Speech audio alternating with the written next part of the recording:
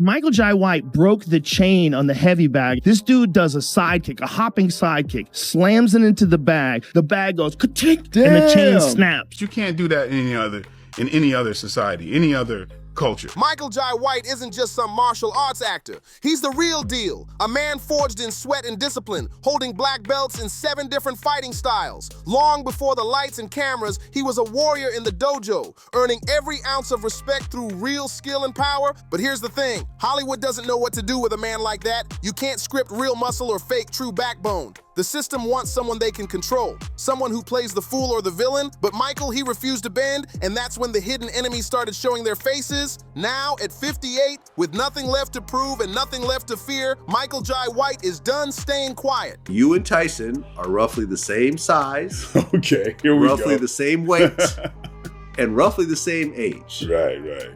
Number one, if you got a call to do the next exhibition match with Tyson, would you do it? Of course. Of course. To box Mike Tyson? I would love that. Box Mike Tyson. Of course. Why would I not do something you like would that? agree to it. He's calling out the 7 dark shadows of Hollywood, 7 powerful names that shaped his career in ways the public never saw. Some were action icons who once stood beside him on screen, but others, ruthless players who don't fight with fists, they fight with influence and lies. The truth is only starting to surface, and it's explosive, and it all begins with the legend himself. 100%. Like, why would I not? Okay, so here's the next question. Do you think you would win? Yeah, of course I think I would win. Steven Seagal. In the 80s and 90s, Seagal ruled the action world with hits like Above the Law, Hard to Kill, and Under Siege. To fans, he looked unstoppable. The king of Aikido in Hollywood. But behind the tough guy image, whispers started to spread in the real martial arts world. Cracks in the legend's armor. Everybody has a six-pack. You just have to see it. Okay, in those horrific pictures of people who are starving, you see what's underneath. And one thing to think about, a lot of people who are famished, you see, skin, muscle, and you still see fat.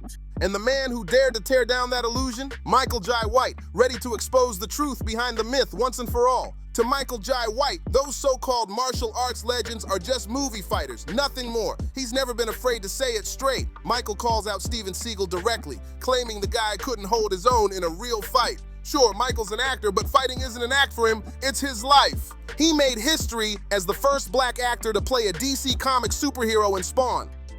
A little pouch that they may have, because fat is on your body to save you in case of famine.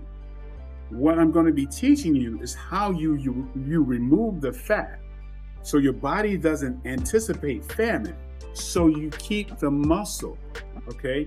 It's how we feed our bodies. That's going to get a little tricky. And he's mastered a mix of deadly styles, from Kyokushin and Shotokan karate to Taekwondo, Wushu, and kickboxing. This man lives martial arts, not just performs it. So when Steven Seagal personally invited him 3 times to join his 1994 film On Deadly Ground, a movie Seagal directed himself, Michael didn't flinch before saying no. Seagal invited me 3 times, Michael recalled. When I turned him down, he went silent. Then came the blow. He's never taken a real punch to the face from a real fighter. Michael didn't hold back, calling Seagal's mysterious image, the glasses, the swagger, the talk, nothing but fake martial arts. After those 3 rejections, Seagal reportedly went speechless and quickly tried to sneak in another actor for the role. To Michael, that wasn't just unprofessional, it was ego at work. A star too used to everyone saying yes. I mean, you know what I'd love to see is John Bones Jones. Versus who? Jake Paul. Oh, no. No, that's. Jake would never take that, huh? No, he shouldn't either. I mean, they're both heavyweights, right? But what truly angered him wasn't the snub. It was how Seagal used his fame to spread a false image of martial arts, one that real fighters couldn't respect.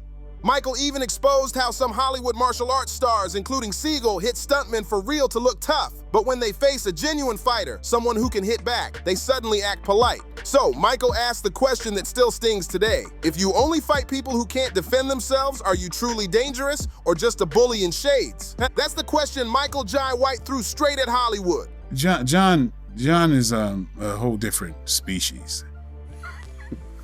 And he knows. John's got a you know, I don't, you know, that would be a little lopsided. A world where reputation means profit and legends are worth millions. Steven Seagal isn't just an actor in that world, he's a brand. A walking, talking money machine built on the myth of being an unbeatable martial arts hero. But when Michael exposed that image for what it really was, he wasn't only taking shots at Seagal, he was shaking the entire system that made him a star. Do you mean to tell me that Heath has been in hours of makeup and he's not going to be on camera anytime today? He said, yeah. I was like, wow, he just did that for us. That's awesome. You know, I mean, that's rare. for real. That's rare, yeah. And coming from the guy who played Spawn. For years, stories have circled about Seagal's rough behavior on set. Stunt performers, both past and present, have spoken up about how he'd throw real hits during scenes, injuring people and disrespecting his co-workers. Michael, as both a fighter and an actor, couldn't stay silent about that. He believes martial arts should be about discipline and honor, not power trips or ego. As he laid there, flat on his face, he looked up at me. His little Chinese eyes burned right into my stomach. To him, praising Seagal's so-called skills is an insult to every real martial artist out there. Those flashy joint locks and perfectly timed punches people see on screen, they're just camera tricks, all light, angles, and choreography. He said something to me in Chinese, like, "What sounds like some cartoon shit," but I understood it to be a question that he was asking me. The audience might believe they're watching true martial arts, but Michael insists it's all just an illusion. This isn't just one feud that came and went. It's a battle between truth and image. A fight between what Hollywood wants you to believe and what a real fighter knows deep down. Steven Seagal might still hide behind those dark glasses, that calm voice, and the mystery of Aikido, but the mask is cracking. Because of Michael Jai White, fans are beginning to question everything, wondering if behind that unbeatable legend is just another bully in designer shades. What do you think? Anybody researches me, speaking about Spawn, there's not one time I said it was a good movie. I've never, ever defended it as a good movie. I like Spawn.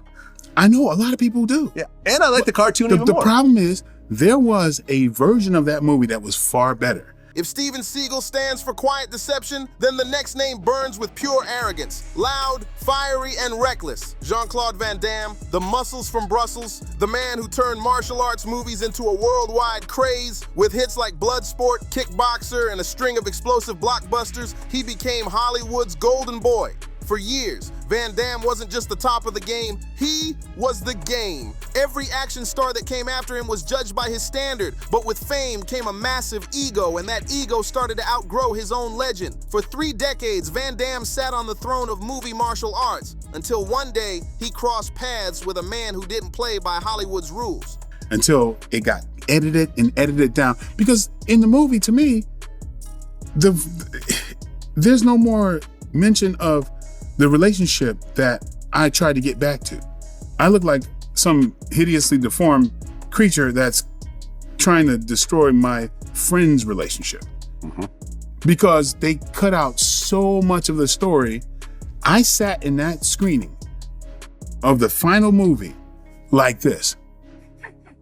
I remember Quincy Jones was on right here to my left. That version, I was like, what the That man was Michael Jai White. Their worlds collided in Universal Soldier Day of Reckoning 2012, a true showdown between a movie-made icon and a real-life warrior. In the film, Michael stepped into a mysterious lethal role.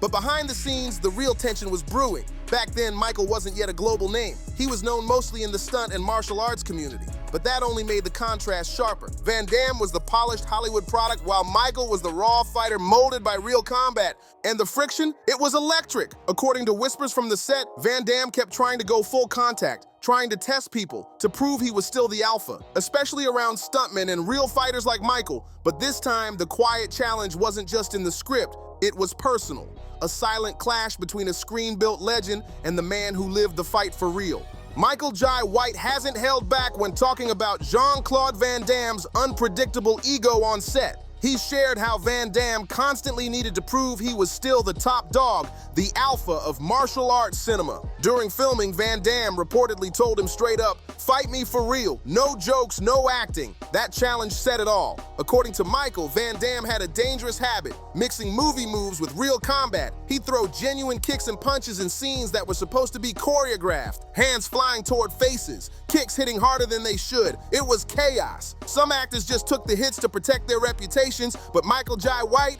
he's not built to just stand there and take it.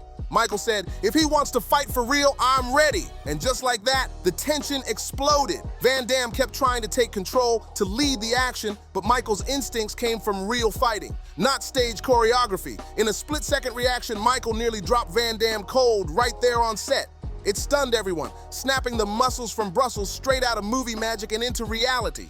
If Michael had followed through with one more move, nobody knows how bad it could have gone. Luckily, the crew jumped in fast and broke it up before things got out of hand. After that, Michael delivered a line that echoed through the industry. "Never confuse movie fighting with real fighting." Van Damme might rule the screen, but Michael's the one who's lived the fight. This wasn't about fame, it was about respect. Two alpha fighters trapped in one space with pride and power on the line. No wonder every scene between them felt like a real brawl. The tension on set was electric, one spark away from blowing up. One man was defending his legacy, the other was rising fast, ready to prove his power. Both wanted to stand taller, both wanted Hollywood to see them as the real threat. Michael Jai White always made it clear that he respects Jean-Claude Van Damme, but he also knows how Hollywood fame can twist a fighter's mind. Ego can turn even legends into their own worst enemy. Van Damme wasn't a villain, just a man who'd been king for too long. And when another strong fighter steps into the room, instinct kicks in. The pride, the pressure, the need to stay on top.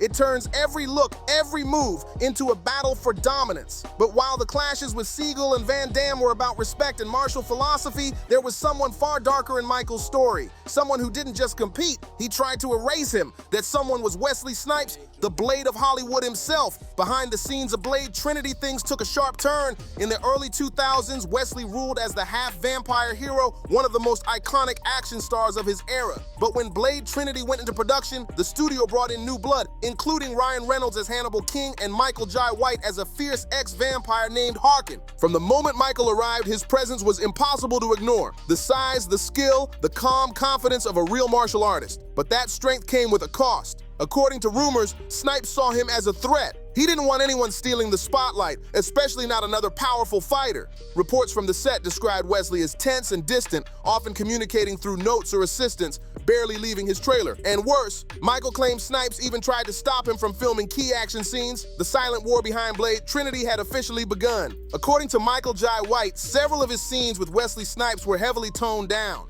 Moments that could have shown raw, real combat were stripped into flashy choreography, all to protect an image.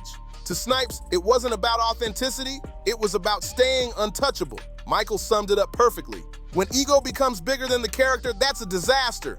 And that wasn't just happening on camera. It was the same story behind it. On screen, Snipes was Blade, the ultimate hero. But off screen, he was calling the shots, controlling scenes, the spotlight, even stunt decisions. Michael hadn't joined Blade Trinity to be background. He came to keep martial arts real, to bring truth into a film that had turned into a power struggle. Instead, he found himself in a suffocating atmosphere where ego ruled over respect. Snipes didn't just avoid working with him, he allegedly cut him down, reducing his screen time and energy on set. Two egos, two fighters, one defending a throne, the other defending the truth. There was no peace, no handshake, just tension and silence. Eventually, Michael spoke up. In later interviews, he didn't hold back, saying that too many stars, including Snipes, live off image instead of skill. His words made fans and stunt performers rethink everything. Was Blade a real fighter or just a carefully built illusion to sell tickets? But telling the truth came at a cost. Hollywood started to pull back, fewer roles, fewer chances, and less spotlight. Not because Michael lacked talent, but because he couldn't be controlled. The chaos behind Blade Trinity hurt everyone involved, and critics felt it. The movie fell short, and Snipes' behavior soon caught up with him, damaging his reputation and career.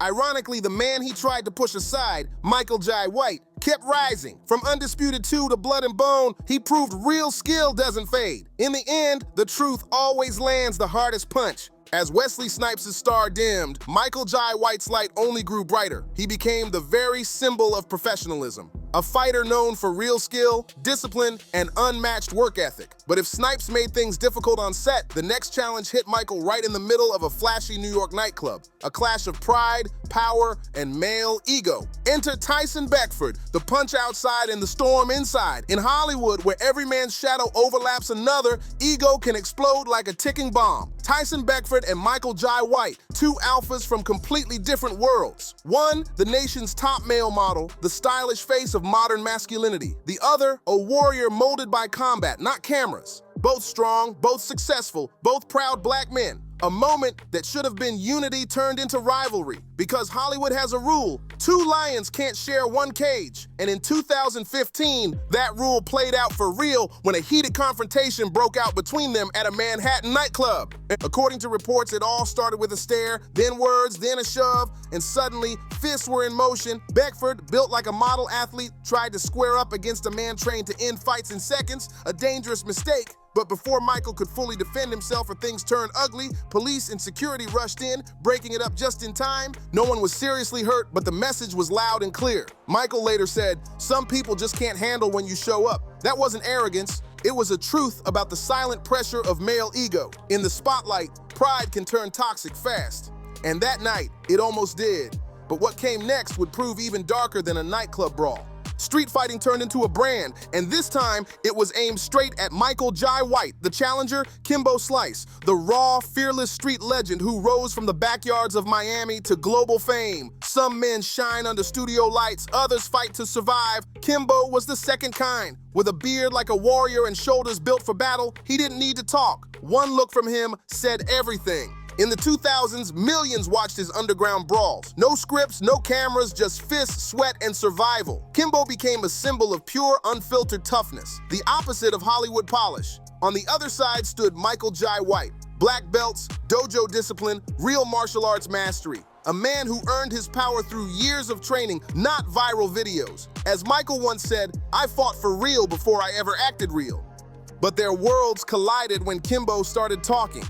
In interviews, he threw shade at Michael, calling him just a dancer on camera and claiming his skills meant nothing on the street. Those words hit deep, questioning the honor of a man who'd lived and breathed martial arts his entire life. To Michael, being judged by someone with no formal training who relied only on raw power was straight up disrespect. The tension exploded online. Fans divided between the street fight followers and the martial arts purists. Everyone was asking the same burning question: what's real fighting? Michael didn't back down. He didn't need to throw a punch or make a scene. Instead, he answered with calm confidence, sharp, clear, and deadly in its truth. The fighter in him knew real strength doesn't need to swing first, it just needs to stand firm. Michael Jai White's response wasn't a threat. It was a statement built on truth and respect. He fired back saying, "I hold black belts in multiple disciplines, certified by top masters. I've shed blood on the mats for decades. And what do you have besides street fists and illegal fights? You have no structure. That's the difference between a martial artist and a brawler." Michael made it clear. Kimbo Slice was a phenomenon, yes, but a product of chaos, not mastery.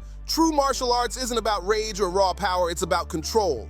Knowing timing, distance, balance, and precision. Skills that take years of pain, practice, and patience to master. Kimbo's fame came from force, but Michael's strength came from foundation. Even though the two never officially fought, Michael kept it professional. He didn't step into the streets or play into the hype. Instead, he stood tall and let discipline do the talking. In the end, Michael won the real fight, not with fists, but with legitimacy. He showed that acting in movies doesn't make him less of a fighter. It gives him a platform to honor the art itself. Through film, he brings the beauty and discipline of martial arts to people around the world. Ironically, even Kimbo Slice eventually recognized the power of structure when he joined MMA, realizing that raw energy alone isn't enough. The whole clash proved something powerful. Violence can make a legend, but discipline creates legacy. But for Michael, his biggest fight wasn't against Kimbo, Van Damme, or Snipes. His true battle was with Hollywood itself, the system that wanted to crown one king of martial arts cinema. And in that struggle for the throne, Michael's toughest rival would be the one man he deeply respected, yet couldn't avoid colliding with. The man many fans now call the rightful successor, Scott Adkins. But is he a successor or a usurper? Scott Adkins exploded onto the scene in the late 2000s and 2010s, especially after his breakout in the Undisputed series, playing the fierce anti-hero Yuri Boyka, a character who became a new symbol of martial arts cinema. Like Michael Jai White, Adkins isn't just a performer, he's a real fighter. Trained in taekwondo, kickboxing, and judo, with spinning kicks so sharp and fast they look unreal. Fans around the world have been debating for years, who's the true king of martial arts movies? Adkins brings insane speed, acrobatic precision, and the hunger of a new generation. Michael brings raw power, deep tradition, and the steady confidence of a pioneer. Their rivalry was never about hate. It was about legacy, about proving whose style defines the modern action era. And unlike most Hollywood rivalries, this one hit the screen for real. They faced each other more than once, most famously in Undisputed 2, Last Man Standing, 2006, and again in Triple Threat,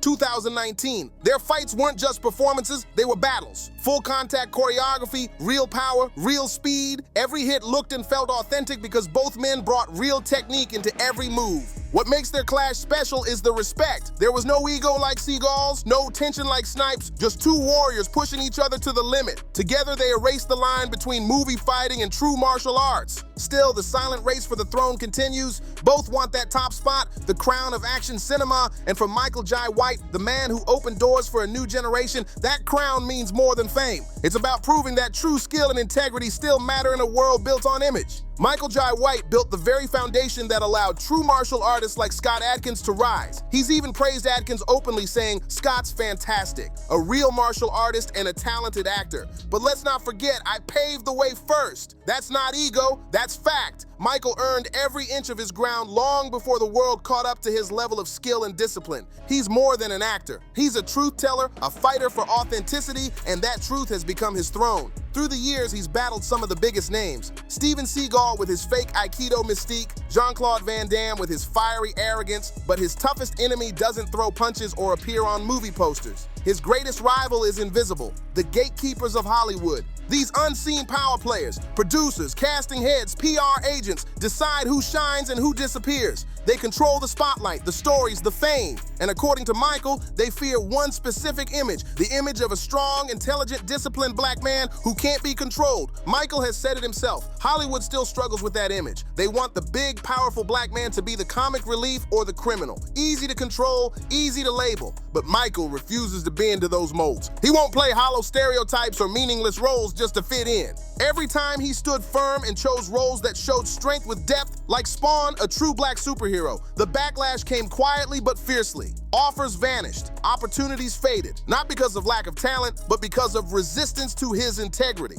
Still, Michael never bowed to the gatekeepers. He kept walking his path with pride, proving that discipline, intelligence, and authenticity are the real power Hollywood can't silence. Being blackballed, it's one of Hollywood's quietest yet cruelest punishments. No public announcement, no warnings, just silence. The calls stop, the scripts disappear, and an actor's name slowly fades from the big studio list. For Michael Jai White, this wasn't about creative differences. It was a calculated move, a way to weaken his image for daring to challenge the system that controls how black men are shown on screen. But when the gates closed, Michael found another battlefield, the direct-to-video action world. And there, he rose again. His role as George Iceman Chambers in Undisputed 2, Last Man Standing, became a turning point. Through that character, he showed everything mainstream Hollywood tried to suppress: strength, focus, honor, and intellect. Chambers wasn't a clown or a criminal. He was a warrior with purpose, forced to survive using his mind and his skills. That performance hit hard. It proved that audiences want to see powerful, intelligent, and disciplined black heroes, not stereotypes. Michael turned the DTV market into his empire, proving he didn't need studio approval to succeed. His authenticity became his weapon, and the fans followed him, not because of hype, but because of truth. His war against the gatekeepers isn't about fists or fury. It's a war of representation, a fight for control over his own image, his legacy, his identity. Michael's victories came not just from defeating rivals like Seagal, Van Dammes, and Snipes, but from surviving an entire system designed to silence him. He stayed calm when tested, he stood tall when pushed out, and he kept creating when doors closed. From rejecting false images to redefining real black masculinity, Michael Jai White proved that integrity and discipline can outlast Hollywood's hidden powers. He's not just an action star, he's a living testament that truth, skill, and self-respect always win in the end. At 58, Michael Jai White still stands tall, a pillar of truth, strength, and discipline. He refuses to let Hollywood twist his story or reduce him to a clown or criminal. He's made it clear. He's not just fighting for himself, but for every young fighter and dreamer coming after him. As he once said, if I stay silent, if I accept playing a clown or a criminal, the next generation will have nothing else to see. That's why he keeps standing, proud, powerful, and unbreakable. Michael Jai White is a warrior of dignity, a man who proved that true power isn't just in your fists, but in your discipline, your values, and your mind. He became a living legend not because of flashy kicks or box office fame, but because he dared to challenge the system and rewrite what strength looks like. Now his life reflects that same balance of wisdom and action. He's more than an actor. He's a businessman, a mentor, and a symbol of integrity. Since 2015, he's been married to actress and martial artist Jillian White, his partner in life, training, and film. Together, they've built a media brand that shows what teamwork and discipline really mean. He's also a proud father of 6, often speaking about how fatherhood gives his life meaning and direction. Living in California, he's kept busy with film, family, and business, all on his terms. His 2023 project, The Outlaw Johnny Black, proved he doesn't need studio approval to create success. He writes, directs, and stars in his own vision. Michael continues to inspire through interviews, podcasts, and YouTube shows where he shares his martial arts philosophy and real Hollywood stories. Always unfiltered, always real. With a net worth between $3.5 and $5 million, he's not chasing fame. He's building legacy. And while our deep dive into Michael Jai White's story pauses here, Hollywood's hidden battles are far from over. So, who should we expose next? A fallen legend? A jealous rival? Or a secret puppet master pulling the strings? Like, share, and subscribe, and we'll see you in the next one.